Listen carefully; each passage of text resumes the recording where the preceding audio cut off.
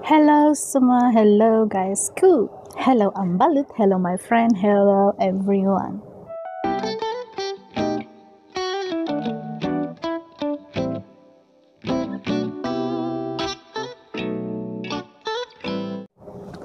Kali ini di channel saya akan bercakap tentang satu isu yang saya rasa sangat sensitif, which is kisah nyata dari teman. Kali ini saya dapat dari saya punya best friend, sangat solid persahabatan kami, walaupun kami tidak pernah berjumpa secara face to face, tapi rasa macam she's my sister from another mother. Begitu Pak. Jadi cerita dia, kawan saya ini, dia bilang, saya harap kau boleh ceritakan saya punya kisah ini dengan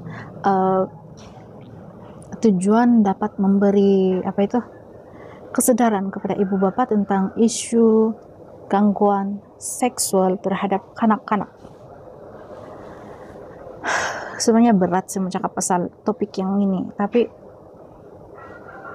sama-sama cakap itulah hari itu di video saya yang tentang kawan saya yang satu lagi, dia bercerita tentang keluarga dia akan hantar buatan atau ilmu guna-guna dari orang lain sampai anak dia orang sakit. Saya ada kasih tahu bahwa saya susah untuk memberitahu kamu tentang kisah yang seterusnya sekiranya ada anak-anak saya. Since ada anak-anak saya di depan masa itu dan saya live di TikTok masa itu, jadi saya tidak dapat meneruskan cerita, dan inilah sambungan daripada live tersebut.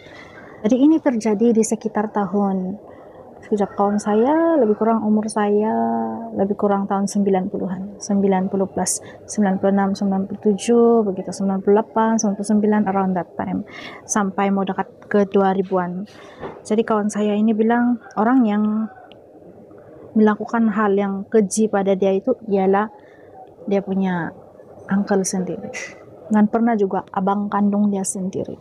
Dan pertanyaan kita, kenapa kau tidak kasih report dengan keluarga kau?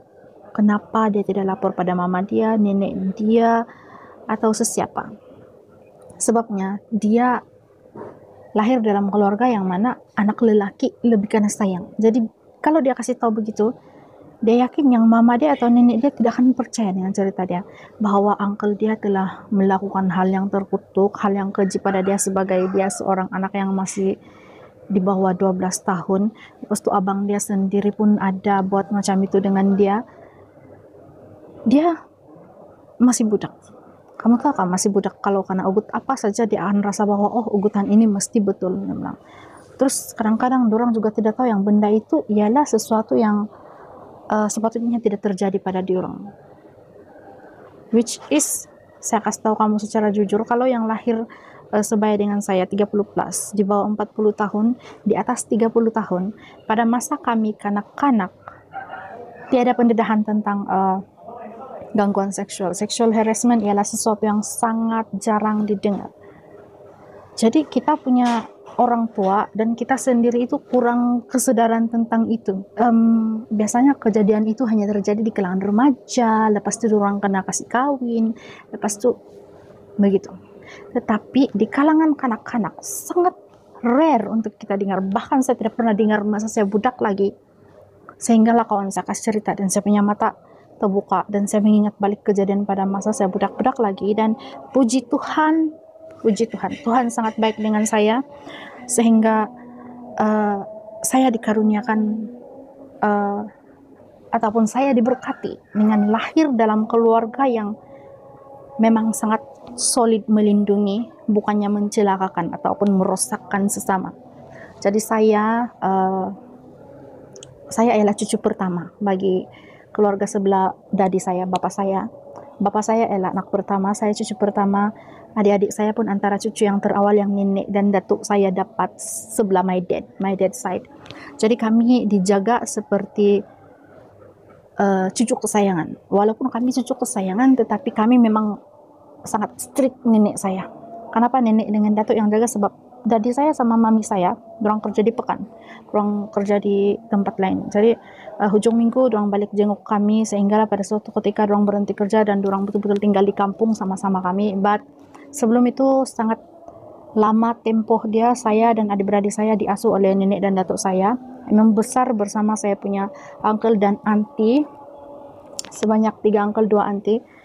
Dan sebab itu saya terbiasa panggil dorang nama, sebab saya terasa macam saya bukan dorang punya anak buah mungkin atau memang kebiasaan dalam keluarga kami begitu pada ketika kami yang jadi anak kecil. Jadi ya, so begitulah, saya begitu jarangnya mendengar hal-hal yang macam kawan saya ceritakan ini pada saya.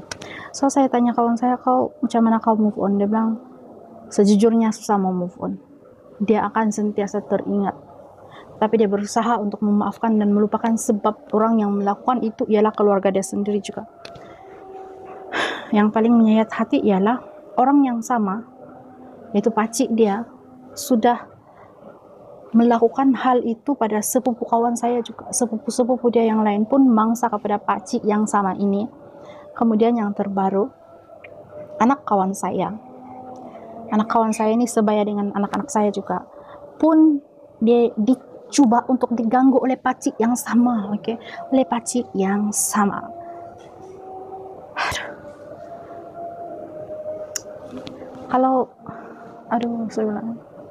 Sebab kalau kena dengan orang lain, pasti di sana balai polis sudah.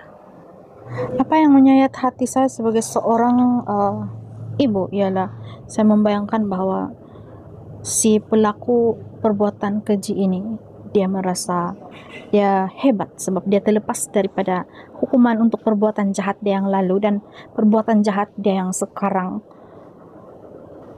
Saya dapat bayangkan yang dia merasa hebat sebab dia tidak kena tangkap, dia tidak kena lapor. Yang sakit hati. Dan kajian tentang gangguan seksual mengatakan bahwa anak-anak sangat rentan ataupun lebih banyak terdedah kepada gangguan seksual oleh orang terdekat sendiri. Jadi para ibu bapak, please kita perhatikan anak-anak kita semua dan at least bertanya kabar dorang, percaya apa yang dorang cerita. Kalaupun tidak mau percaya, siasat apa yang dorang cerita. Jangan macam kawan saya, tidak mau report pada dia punya family member sebab dia tahu dorang tidak akan percaya. So ya, itu saja video kita kali ini guys. Thank you for watching. You are awesome. Stay safe, stay healthy, dan tetap semangat melalui hari-hari yang akan datang. See you on my next video. Maaf untuk gangguan sound.